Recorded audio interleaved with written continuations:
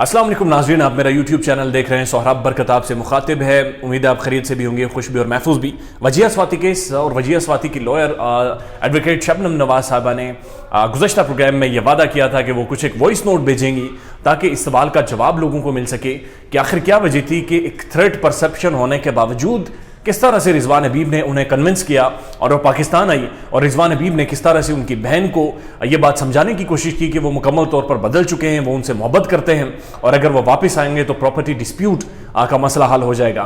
ये voice notes हमें advocate Shabnam Nawaz साहिबा ने भेजे, जो हम आपके साथ शेयर कर रहे हैं। मकसद किसी भी की भी प्रिवेसी इन्वेड करना नहीं है, उनके कॉन्सेंट के साथ, उनकी इजाज़त के बाद हम आपके साथ शेयर कर रहे हैं और इससे आपको यकीनन अंदाज़ा हो जाएगा कि किस तरह से वजिया स्वाति को पाकिस्तान में बुलाया गया था। हाँ जी। और बाजी देखें, वो वजिया जो है ना, ठीक है, वो बड़ी मासूम है। वो मासूम इस तरीके से है ना कि कोई गलत इंसान उसके साथ टच हो जाता है, एतबार में उसको ले आता है और जज्बाती करके उससे काम निकलवा देता है, जबकि उस अगले इंसान को इतना पता नहीं होता कि क्या है और क्या नहीं है। तो वो जज्बाती तौर पे कुछ ना कुछ फ़ैसले ले लेती है। मुझे उससे बहुत प्यार है और वो पता है, वो ये वजिया जो है ये अच्छी भी है और बहुत ज़्यादा अच्छी है, और इसका यही सबूत है। नहीं तो आज मैं भी इतना आगे बढ़ जाता ना, ये मेरे पीछे कॉलिंग करती तो। मुझे प्यार ही इतना है और वो इतना हमारे साथ इतना अच्छा रह भी चुकी है, इतना मेरे साथ अच्छा रह चुकी है, यकीन करें। अभी भी ये अगर वापस आती है तो मेरे ख़ानदान वाले इसकी तारीफ़ करते हैं, सब तारीफ़, मेरे काम वाले, मैं खुद अभी तक उसकी तारीफ़ों पे हूँ। बहुत अच्छी भी है। मैं चाहता हूँ मुझे वापस उसी तरीके से अपनी प्यारी बीवी मिल जाए, उसी सोहबत में मिल जाए। अगर मुझसे कोई गलतियाँ हुई हों, मैं उन चीज़ों को सुधारूँ। मैं चाहता हूँ कि उसकी वही अच्छापन उसमें वापस आ जाए। अभी भी है, मुझे पता है। उसका थोड़े दिनों का गुस्सा होगा, वो ठीक हो जाएगी। वो इंशाल्लाह, मुझे पूरा का पूरा यकीन है वो मेरे साथ राब्ता करेगी और इंशाल्लाह मेरी तरफ वो आएगी। तो आप प्लीज़ मेरे लिए ये कोशिश करें कि मेरी उसके साथ बात हो सके। तो बहुत ज़्यादा उसको याद करता हूँ, अपने बच्चों को याद करता हूँ। और बहुत अच्छी, बहुत ज़्यादा मेरे साथ रही है, इसमें भी कोई शक नहीं है। जो सच है वो बोलूँगा, बहुत ज़्यादा अच्छी रही है, बहुत ज़्यादा केयरिंग रही है। और वो बहुत जगहों पे मेरे साथ कड़ी रही है, ये सच है उसके बारे में। तो आज तभी उन चीज़ों का मुझे एहसास हो रहा है, मुझे फ़िक्र हो रही है कि उसकी जगह कोई ले नहीं सकता, उस जैसी कोई हो नहीं सकती। तो अभी भी बाजी अकेला बैठा हुआ हूँ, ना घर की तरफ जा सकता हूँ, मुँह देता हूँ। हकायक तो कुछ और हैं, उसको भी नहीं पता। ना इधर कोई मतलब इस तरह मेरे साथ कोई है, ना मैंने वजीहा के बजाय किसी को आज तक दोस्त रखा है। खुदारा वो अगर समझ जाए इस बात को, मेरी तो ज़िंदगी जैसे ख़त्म होने को आ रही है। पूरा दिन रात स्ट्रेस में हूँ, बच्चों की याद आती है।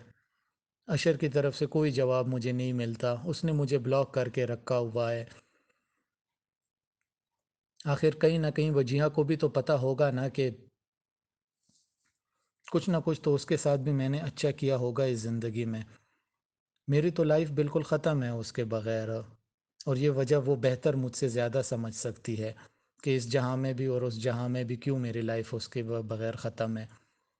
तो खुदारा आप अपनी तरफ से पूरी पूरी कोशिश करें। मैं बहुत स्ट्रेस से गुज़र रहा हूँ, किसी मज़े से नहीं गुज़र रहा हूँ, और मैं चाहता हूँ ये मामला हल हो जाए और हम या तो पाकिस्तान रहें, वो जिस तरह बोलते हैं, या बाहर जाएं और एक सीधी एक ज़िंदगी तौबा निकाल के एक ज़िंदगी बसर करना शुरू कर दें।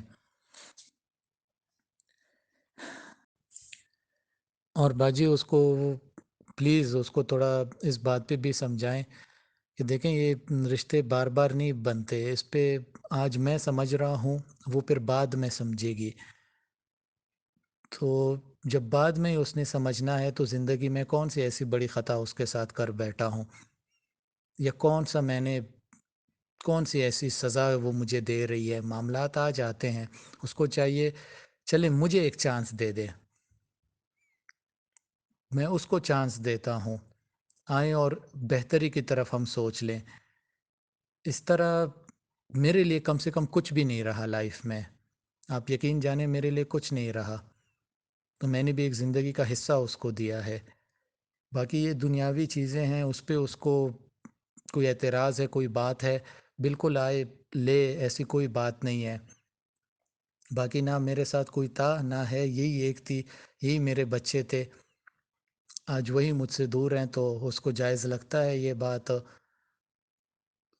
میں بڑے تکلیف میں ہوں، اگر وہ یہ بات سمجھ جائے تو کوشش کرے میرا نمبر آن کرے، مجھے ان بلاک کرے اور باتوں کو سمجھے۔ آلرائٹ جی، تقریباً 3 وائس نوٹ تھے، اور 3 وائس نوٹ میں آپ دیکھ سکتے ہیں کہ رضوان حبیب ان کی والدہ سے بات چیت کر رہے ہیں، اور اس بات چیت میں واضح طور پر وہ کہہ رہے ہیں کہ میں بدل چکا ہوں، میرے اس کے ساتھ اختلافات ختم ہو گئے ہیں، وہ بہت اچھی ہیں، وہ میرے ساتھ سٹینڈ کرتی رہی ہیں، اور ان کی جو آواز کی ٹون ہے انتہائی سافٹ ہے، سافٹلی بات کر رہے ہیں، نرم لہجے میں بات کر رہے ہیں، اور انہوں نے بنیادی طور پر یہ تاثر دیا کہ اب وہ وجیہ اسواتی کے ساتھ معاملات بھی طے کریں گے، اور وجیہ اسواتی کے یعنی ان کے درمیان جو بھی ڈسپیوٹ تھے، جو بھی مسائل تھے، خاص کر پراپرٹی ڈسپیوٹ کو لے کر، وہ سارے سارٹ آؤٹ کر دیں گے۔